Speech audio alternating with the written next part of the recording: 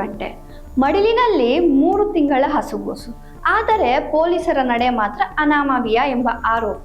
ರಾಜಸ್ಥಾನದ ಬಾರನ್ ನಗರದಲ್ಲಿ ನಡೆದಿರುವ ಈ ಘಟನೆ ಇದೀಗ ಚರ್ಚೆಗೆ ಕಾರಣವಾಗಿದೆ.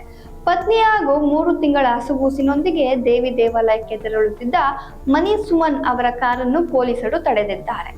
ಹೊಸ ಕಾರಾಗಿದ್ದರೂ ವಾಹನದ ದಾಖಲೆಗಳನ್ನು ಮನೆಯಲ್ಲೇ ಮರೆತು ಬಂದಿದ್ದರಂತೆ. ಆದರೆ ದಾಖಲೆಗಳು ಇಲ್ಲ ಎಂಬ ಕಾರಣಕ್ಕೆ ಪೊಲೀಸರು ಕಳ್ಳತನದ ಅನುಮಾನ ವ್ಯಕ್ತಪಡಿಸಿ ಕಾರನ್ನು ವಶಕ್ಕೆ ಪಡೆದಿದ್ದಾರೆ ಎನ್ನಲಾಗಿದೆ. ಇಲ್ಲಿಯವರೆಗೂ ಕಾನೂನು ಪ್ರಕ್ರಿಯೆ ಅನ್ನಬಹುದು. ಆದರೆ ನಂತರ ನಡೆದಿದ್ದೇನೋ? ಕಾರನ್ನು ತೆಗೆದುಕೊಂಡರೂ ಪರವಾಗಿಲ್ಲ, ಕನಿಷ್ಠ ನಮ್ಮನ್ನು ಮನೆಗಾದರೂ ಬಿಡಿ ಎಂದು ಮನೀಶ್ ಪೊಲೀಸರ ಬಳಿ ಅಂಗಲಾಚಿದ್ದಾರಂತೆ. ಆದರೂ ಪೊಲೀಸರು ದಂಪತಿ ಹಾಗೂ ಮಡಿಲಲ್ಲಿದ್ದ 3 ತಿಂಗಳ ಹಸುಗೂಸನ್ನು ಮಧ್ಯರಾತ್ರಿ ನಿರ್ಜನ ರಸ್ತೆಯಲ್ಲೇ ಬಿಟ್ಟು ಹೋದರು ಎಂಬ ಆರೋಪ ಕೇಳಿ ಬಂದಿದೆ.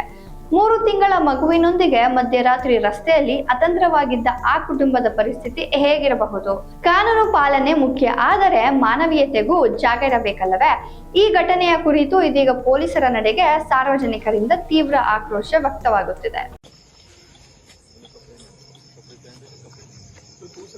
ये हमारी बीवी को रात में बज रही है, रात कितनी 1 टाइप तक तो कितने बज रही?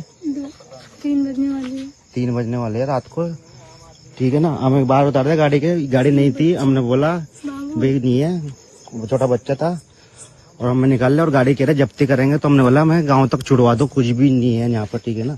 उनका कारण नहीं है और गाड़ी नाम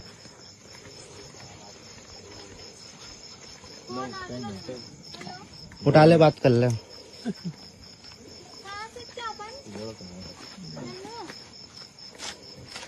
अपन यहाँ पर है अपना, नहीं मैं तो एक बार बस वो वीडियो ले रहा हूँ शॉर्ट में, बस क्या शॉर्ट में वीडियो ले रहा हूँ।